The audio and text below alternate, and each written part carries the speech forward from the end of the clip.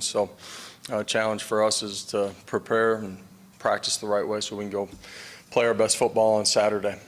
Looking forward to being back in Neyland, seeing our fans, and have an opportunity to kick off again with this group. So open it up. Questions?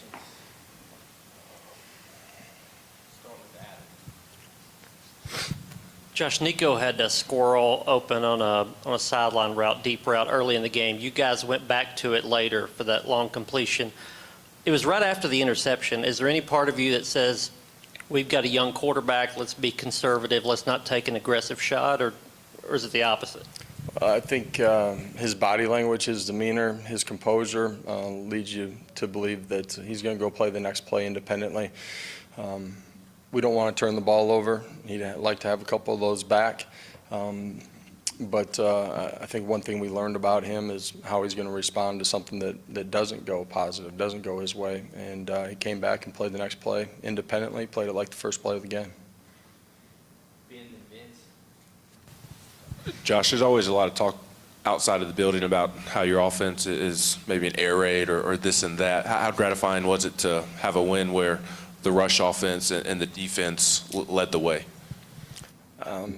That's kind of laughable to me, to be honest. You look at our ability to run the football, since we've been here, statistically, over the last close to decade, we've always ran the ball really efficiently and effectively. We have balance. We do create big plays in the pass game, but we create those things in the run game too. And I was proud of the physicality that we played with on the offensive line. Our tight ends, our running backs played that way too. And same thing on the other side of the football. You look at the way our front seven played at the line of scrimmage. That was a big part of the football game. Josh, in the postgame, you talked about things you guys can correct. I'm sure you watch tape and talk to the team. What about some of those personal foul penalties? How much are you guys kind of emphasizing cleaning that kind of stuff up? Yeah, you got to play smart football. You can't do things that hurt yourself. Keenan wasn't trying to be egregious on his. He thought the running back was still coming at him. So we got to be smart. Special teams. First couple of weeks, we've had a couple of penalties. You can't change the field position game, and we got to continue to grow in that area. Austin and Rob.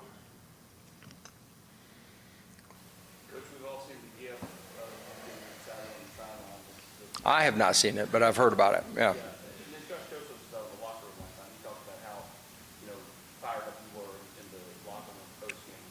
How do you balance the kind of like player coach who wants to still be a kid at heart versus being stern, that type of thing, in those type moments? I am still a kid at heart. You got to enjoy. This game's hard. They got good coaches. They got scholarships too. Every Saturday, you look at scores across America. Every Saturday, it unfolds differently, and so that's why you got to prepare and practice the same way. Be consistent in that. Be an elite competitor every day, not just on game day. We talked about that inside of our team room today. But man, if you're not going to enjoy the opportunities that you get, and then if you are successful, I think you're missing the boat. And so we try to have fun inside of our building, but it's also every day. We should enjoy what we're doing and who we're doing it with, and we do inside of this building. I know it's a small sample size of just 2 games, but if you opinion of your defense to the point where it's changing your game plan to change the way you're a play caller? Every Saturday is going to unfold differently, and from the structure that you're seeing from the opponent, in all 3 phases of the game, to how the game unfolds. You try to be smart, aggressive in everything that we do. We want to play with an aggressive mentality. I want our coaches to call it aggressive, let our players go make plays, put them in a position to make plays. But then you got to play extremely smart situational football too. 2-minute drive at the end of the half. We're in a position to get it going. We have a penalty. Tried to play smart football there at the end and make sure we got points, knowing that we were getting the ball coming out in the second half as well. Coach, you guys obviously use a lot of 2 tight ends in this game. What kind of element does that add to your offense when you can play with two guys? Does it give you flexibility where you can line those guys up? Does it add more in the run game? How does that help you guys expand as an offense and evolve, as you like to say? Well, for us, historically, at points in our career, we've been able to do that because of the depth of the room. With everything that we faced when we first got here, scholarship reductions, you try to be smart and building for your future and protecting the current roster, and we just haven't had the luxury of being able to do that. Now we have. Those are things that for us, we've been working on through spring ball, through training camp, and our guys went out and executed and played in a really good way. Coach, I know you've had a lot of high expectations for this defense. Have they been better through 2 games than you thought? And what has Tim Banks done to be able to put this together in year 4? Yeah, first of all, Tim's done an unbelievable job, and that's really from day one being here. Building camaraderie, trust, chemistry on that side of the football.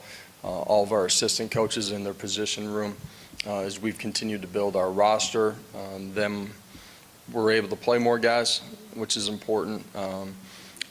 The understanding of our scheme, the fundamentals of it, that's a credit to our players and to our coaches. We're playing really good football right now. As a competitor, you're only as good as your next one. So Saturday night, that's our next test. I do love, how physical, how fast we're playing. We got to continue to grow. Good teams, good defenses continue to get better. There's plenty of opportunities for us to be better in what we've done up until this point.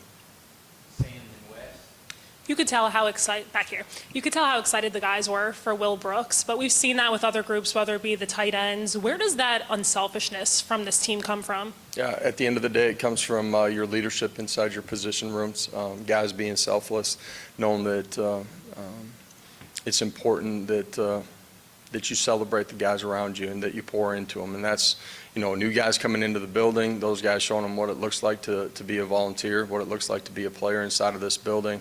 Helping them grow as players. Out on the practice field, you see guys coaching up their teammates as much as you see coaches doing it. And it's awesome to see the energy, camaraderie, chemistry, excitement that they have for the other guys in their position room. Josh, how do you think James Pierce has played the first 2 games? I know there weren't many snaps the first game, but what have you seen from him? What have you seen what teams are trying to do to kind of slow him down so far? He's played really well. He's applied pressure to the quarterback, hasn't gotten home, but he's been disruptive. He's done a really good job in the run game. The other night, he does a great job as a dropper in some of our pressure packages, matching out the skilled personnel out in space. So he's played really well.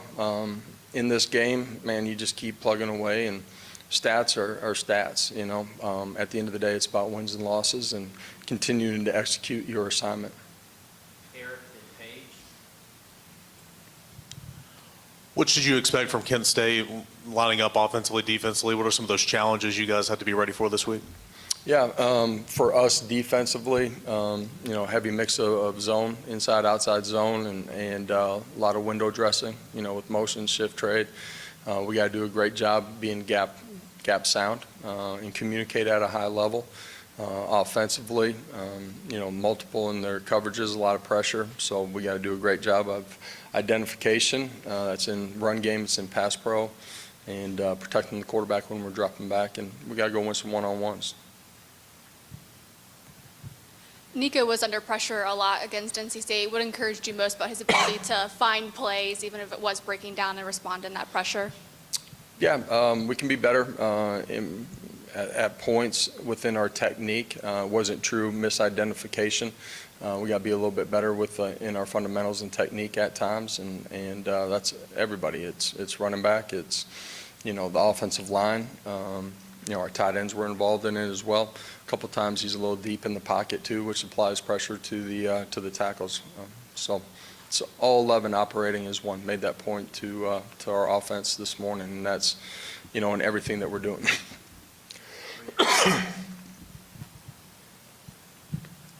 You always talk about getting better. How hard of a week is this to have everybody's full attention to getting better with the opponents you have coming in? You can go back and look at the scores from across America, each week, and there's examples of guys that didn't prepare, didn't practice right, didn't have the right competitive spirit to go take advantage of the next opportunity. There's a lot of work that goes into it. We started in, mid-January. You better have the right mindset. There's very few opportunities. This is our next one. Got to be ready to go take advantage of it. Our players, our coaches this morning, were able to show them areas that we have to get better in, and that started today for us. Josh, obviously, you guys as coaches are seeing looks for your opponent and preparing your offense for that, and for Nico specifically. How well is he doing in identifying things that he sees and maybe checking calls or making decisions based on how the game is played out from his standpoint after the call? Yeah, as a first-time starter, he's done an elite job of understanding our concepts, getting us into a good play if we're not in one, taking advantage of what he's seeing from the second and third level off of their structures. Done a really good job as a decision maker and controlling what we're doing.